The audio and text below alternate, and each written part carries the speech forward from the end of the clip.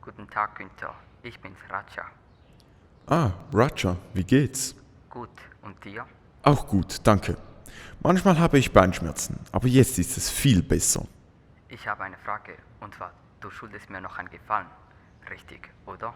Mal schauen, was ich machen kann. Schieß los. Mein Sohn möchte gerne ein Polizist werden. Ist doch eine gute Sache. Warum so enttäuscht? Du weißt ja, die Arbeit eines Polizisten ist sehr gefährlich. Meine Frau hat Angst um unseren Sohn. Kannst du mit ihm reden und seine Meinung ändern, bitte?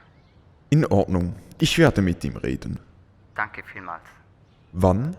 Geht's in 2 Stunden? Ist in Ordnung. Vielen Dank. Tschüss.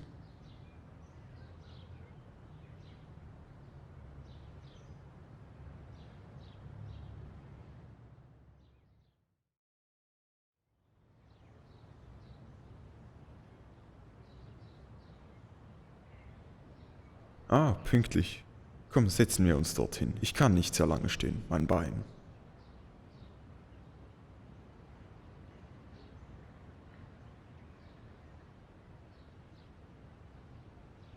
Komm, setz dich.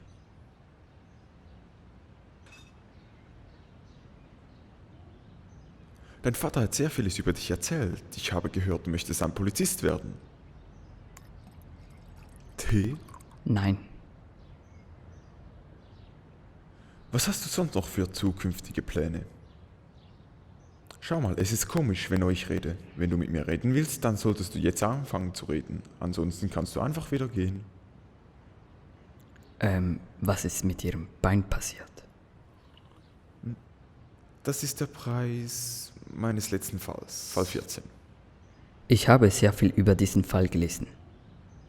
Dieser Fall war meine Inspiration, ein Polizist zu werden. In Wirklichkeit bin ich hierher nur hergekommen, um mehr über Ihren 14. Fall zu erfahren. Also sagen Sie es mir.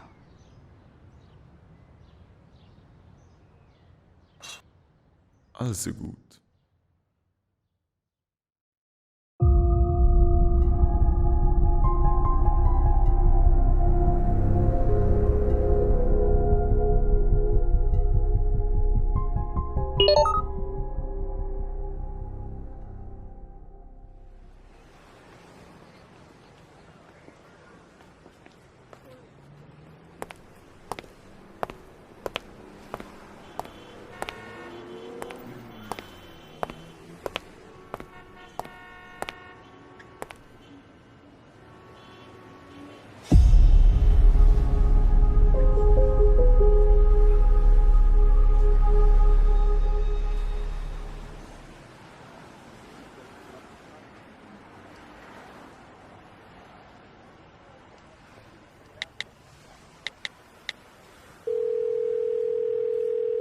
Ja, ich bin's. Günther, könntet ihr mir die Tür aufmachen?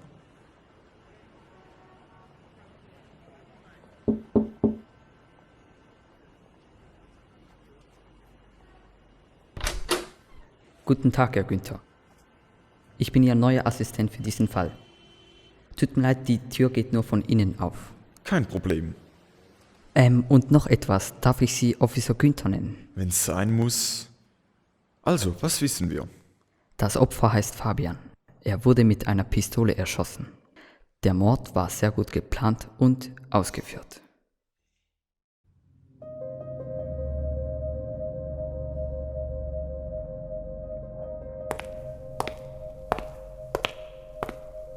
Guten Tag, Kommissar Günther. Hallo, Kommissar Günther. Also wir konnten keine Fingerabdrücke am Tatort finden. Nicht mal an der Kugel, die wir im Körper von Fabian gefunden haben. Sie ist eine seltene Art von Kugel.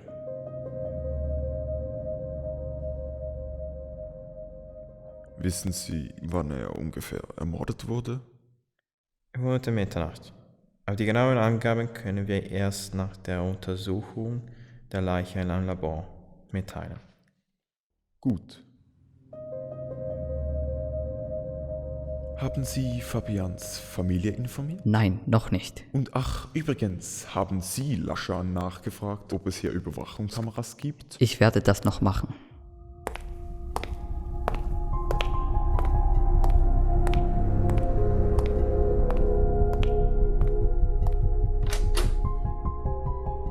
Officer Günther.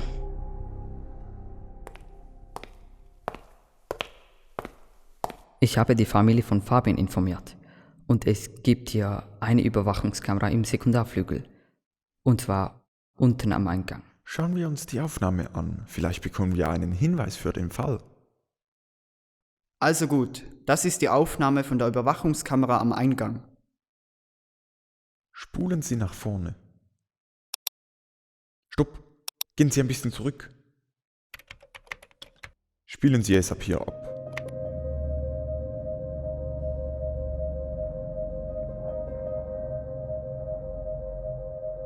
Um welche Uhrzeit ist er im Schulhaus eingetreten?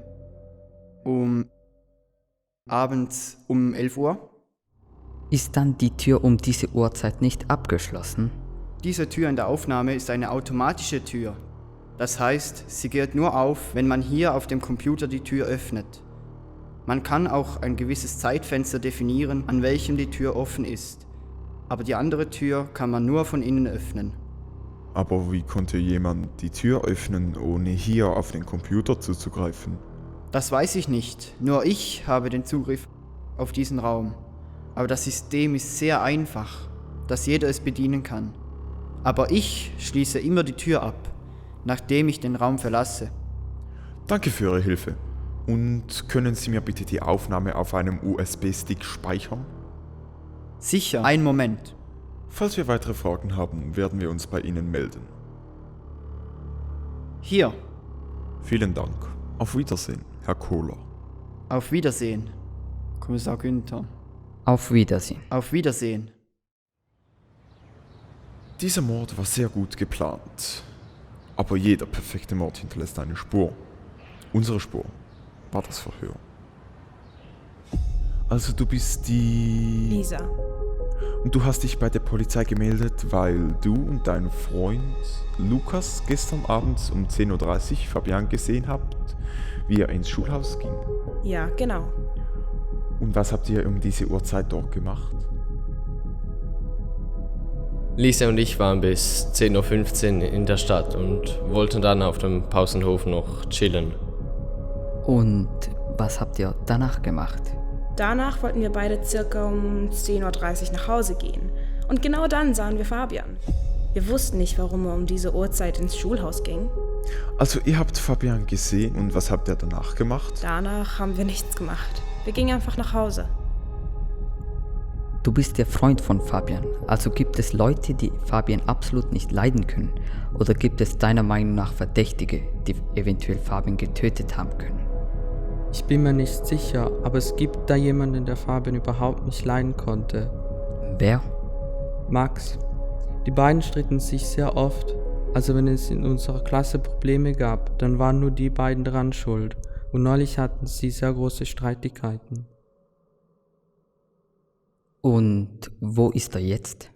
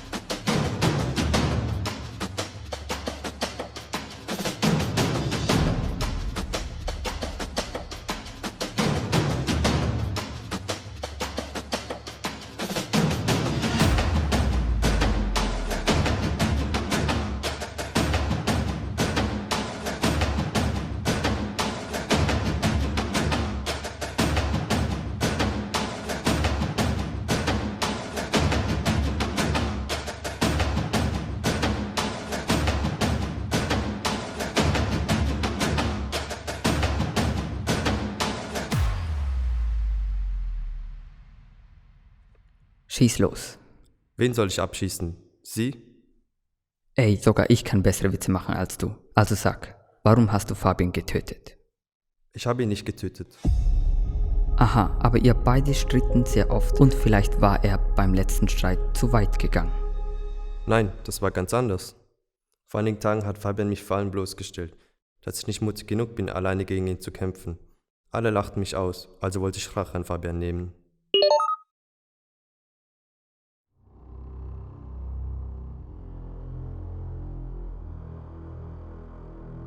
Ich habe geplant, das Handy von seiner Freundin zu nehmen, um ihn am Abend um 10:30 Uhr zur Schule zu locken. Ich schrieb an Fabian Folgendes. Hoi Fabian, ich habe deine Freundin Julia entführt. Wenn du mir nicht glaubst, dann werde ich mit dem Handy deiner Freundin schreiben, wann und wohin du kommen solltest, okay? Danach schrieb ich ihm, wo und wann er zur Schule kommen sollte.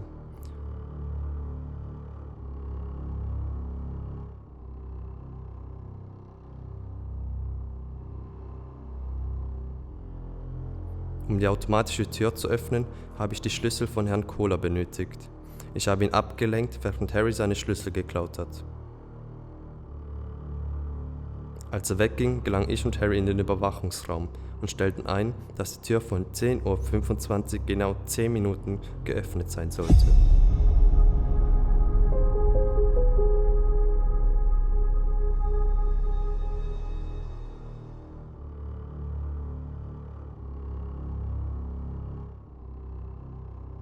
Die Schlüssel habe ich wieder in die Hosentasche von Herrn Kohler reingetan, aber ich wollte Fabian nur im Schulhaus einsperren, um ihn am nächsten Morgen als einen Räuber darzustellen. Aber er wurde unglücklicherweise erschossen. Ich war sehr wütend auf ihn, weil er mich bloßstellte. Aber dass er stirbt, hätte ich nicht gewollt. Wegen dir ist er gestorben, denn wenn du ihn nicht zur Schule gelockt hättest, dann wäre er sicher nicht gestorben. Wusste sonst noch jemand von dieser Aktion? Das wissen nur Harry und ich. Zudem ist das gar nicht meine Pistole. Die habe ich nämlich heute unter meinem Tisch gefunden.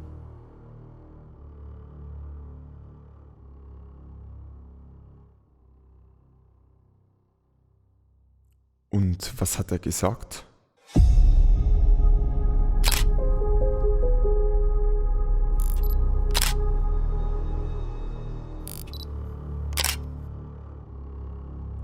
Also befragten wir noch die Freundin von Fabian und Harry. Bringen Sie die beiden hierher. In Ordnung, Officer Günther.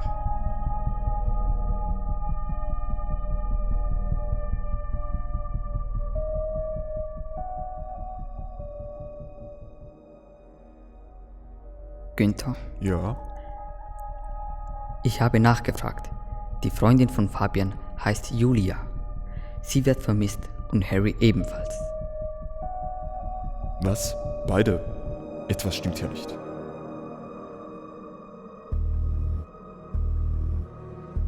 Entschuldigung? Ja? Ich möchte Ihnen die Wahrheit sagen. Lukas brach mich dazu, die Wahrheit zu verheimlichen, aber ich habe Angst und ich kann es nicht mehr aushalten. Was willst du uns denn sagen? Als ich und Lukas um circa 10:35 Uhr den Pausenplatz verließen, sahen wir, wie jemand in der Richtung Schulhaus ging und mit einem Schlüssel die Tür auf der anderen Seite öffnete. Also auf der Straßenseite. Ja, die Tür öffnete und reinging. Es war Harry. Nach einigen Minuten hörten wir 2 Schüsse und wir rannten nach Hause. Lukas sagte mir, dass es gefährlich sei, wenn wir sagen, dass Max der Mörder ist. Ansonsten würde er uns beide auch töten und wir wollten es verheimlichen. Es tut mir leid, dass ich es nicht früher gesagt habe.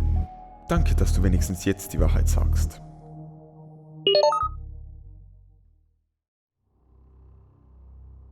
Nach der Aussage von Lisa sieht es so aus, dass Harry der Täter ist. Nein, das können wir nicht sagen. Aber er war auf jeden Fall dabei. Entweder er ist ein Augenzeuge oder er ist der Mörder. Also, Lakshan, sagen Sie den anderen Polizisten, dass Sie Harry tracken sollen und geben Sie die Informationen über ihn auch noch weiter. In Ordnung. Gut, ich rede inzwischen mal mit dem Vater von Harry.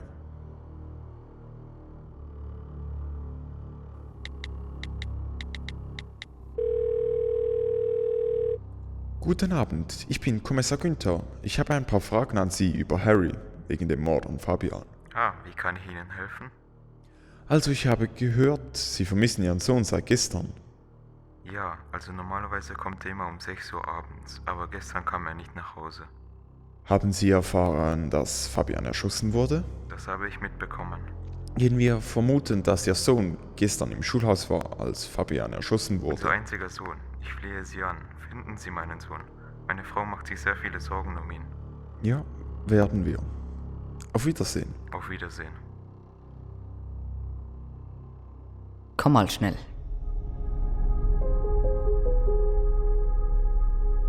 Ich habe die Zentrale informiert. Und was haben Sie herausgefunden, Officer Günther? Ich habe den Vater von Harry angerufen, aber er wusste auch nicht, was uns helfen kann.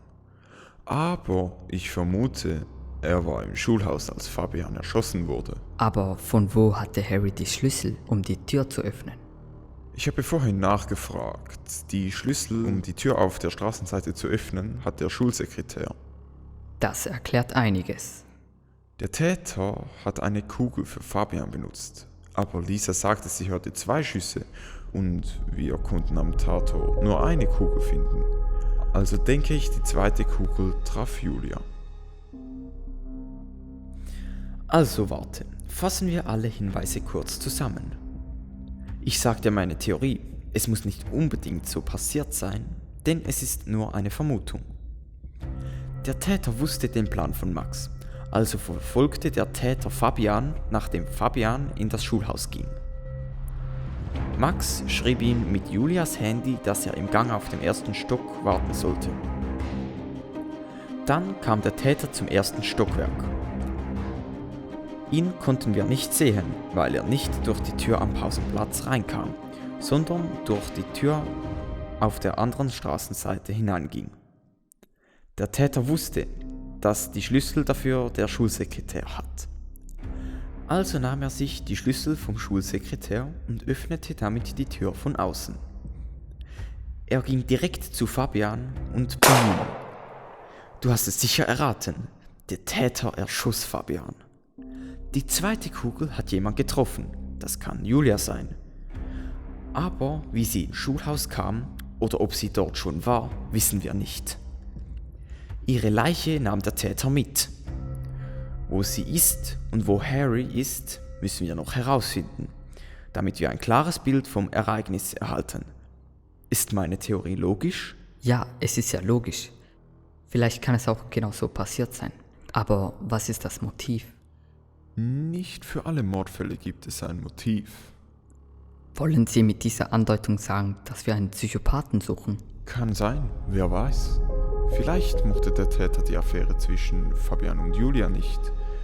Aber ob das wirklich so ist, wissen wir erst, nachdem wir den Täter gefunden haben.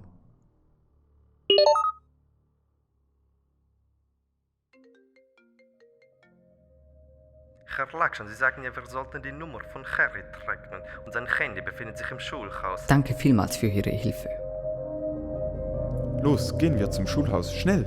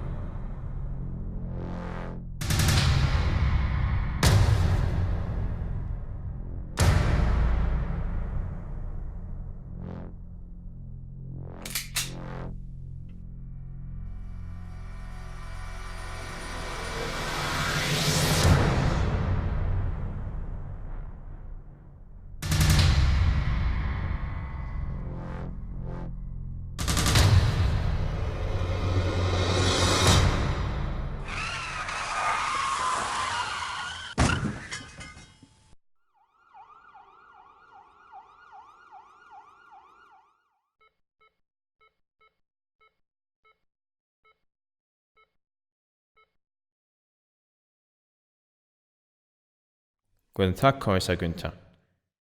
Das Wesentliche, als sie von einem Auto angeschlagen wurden, sind die Nervenbahnen zum linken Bein stark beschädigt worden. Dadurch ist ihr linkes Bein für immer gelähmt.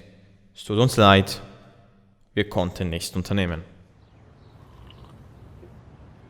Der Fall endete so. Harry war der Täter. Aber er wurde nie gefunden. Sicherlich abgehauen. Nehmen wir noch kein Gläschen Tee? Nein, Egal. Ein Moment.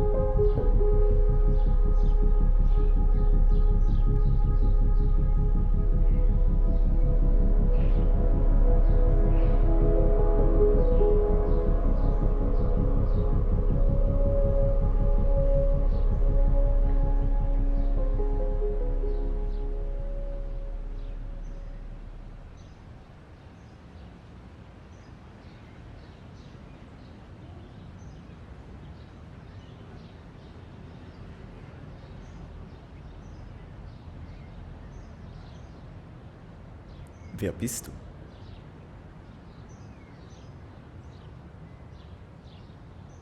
Sag mir, wer bist du?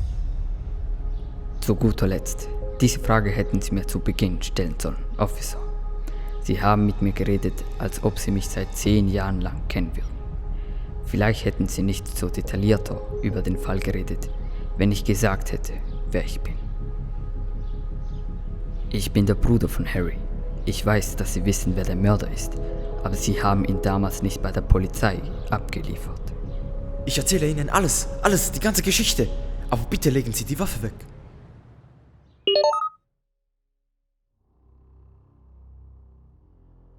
Guten Tag, Kommissar Günther. Ich bin Julia. Ich habe gehört, dass Sie verletzt wurden. Wie geht es Ihnen? Hallo, gut, danke. Weshalb bist du hier? Weißt du etwas über den Mord von Fabian? Ja, ich war dabei. Ich wurde gestern von ihm freigelassen, aber da er die ganze Zeit eine Maske trug, weiß ich nicht, wer der Täter ist.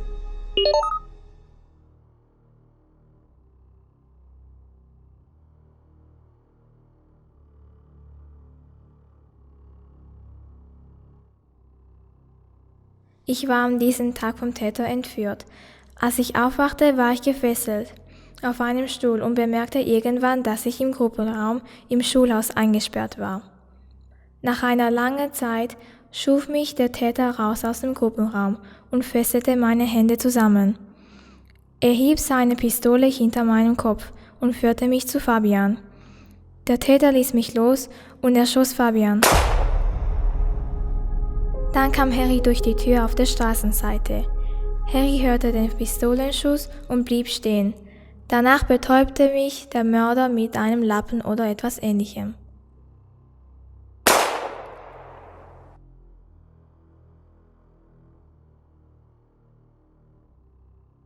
Wer bist du? Ich weiß, dass der Vater von Harry gesagt hat, dass er ein Einzelkind sei. Also sag mir. Sie sind wirklich schlau. Aber wissen Sie wirklich nicht, wer ich bin? Officer Günther.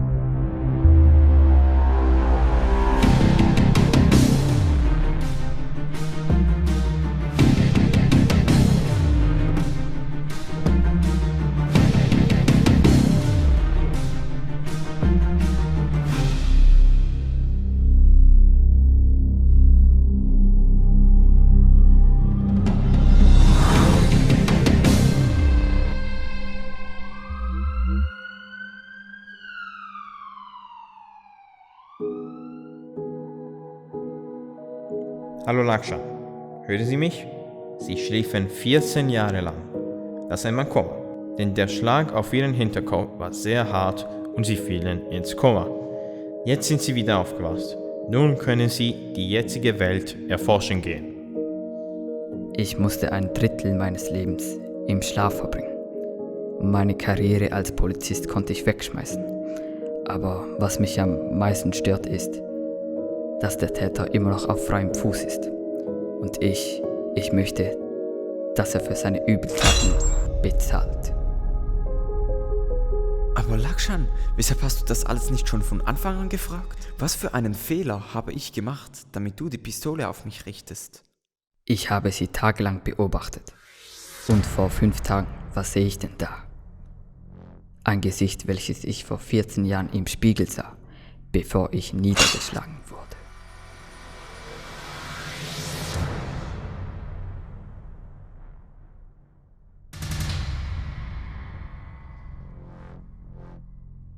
Sie kennen den Täter und haben ihn nicht bei der Polizei verpfiffen. Sie wussten, dass Harry nicht der Mörder war und haben ihn bei der Polizei angeschwärzt, dass diese glaubten, er sei der Mörder. Ich brauche nur eine einfache Antwort zur einfachen Frage. Warum? Ich bin kein schlechter Mensch, obwohl ich die Pistole auf sie richte. Und sie sind kein guter Mensch, da sie einen Verbrecher absichtlich entwischen ließen. Also sagen Sie es mir. Ich muss wenigstens nicht mit Schuldgefühle sterben. Der Täter heißt Yannick. Er ist mein Sohn.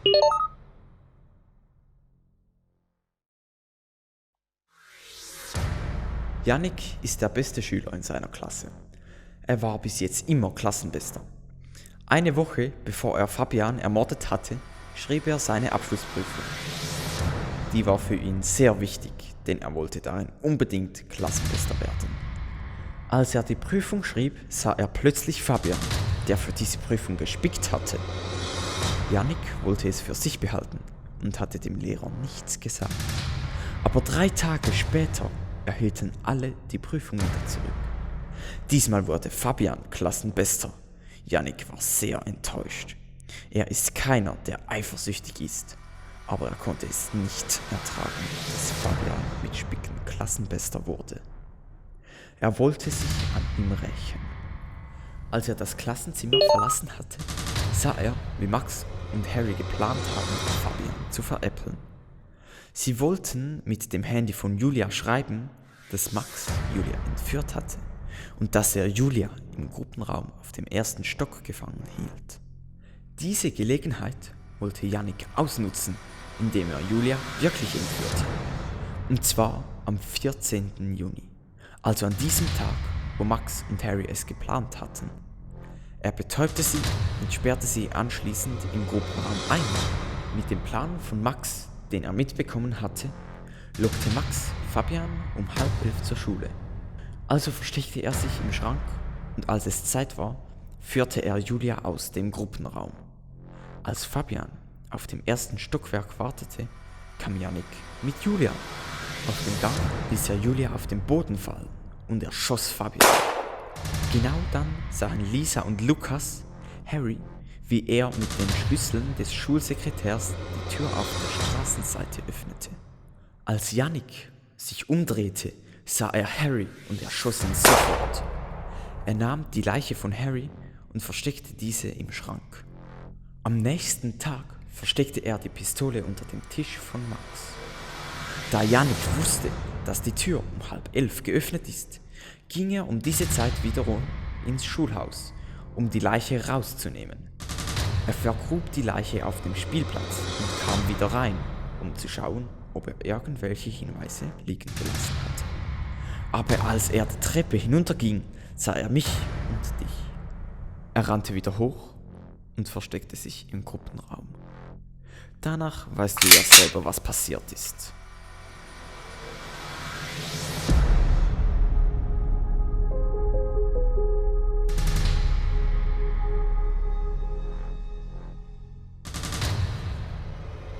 Nachdem er dich geschlagen hatte, rannte er aus dem Schulhaus und ich folgte ihm, bis ich dann auch verletzt wurde.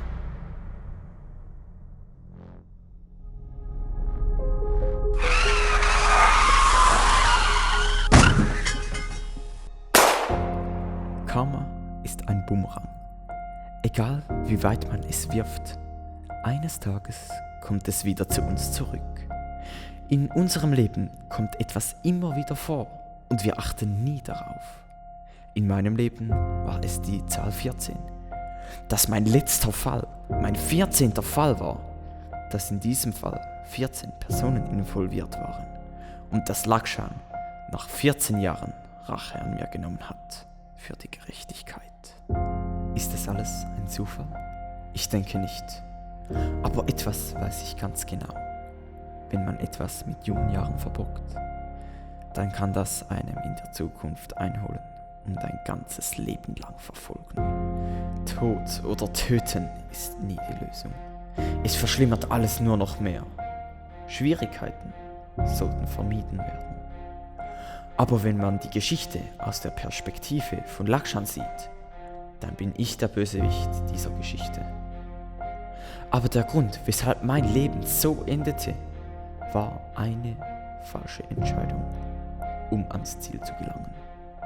Wenn Fabian für gute Noten nicht gespickt hätte, wenn Yannick nicht Fabian aufgrund von unfairem Verhalten ermordet hätte, wenn ich meinen Sohn nicht gerettet hätte und wenn Lakshan mich nicht umgebracht hätte, wäre mein Leben ganz anders ausgegangen.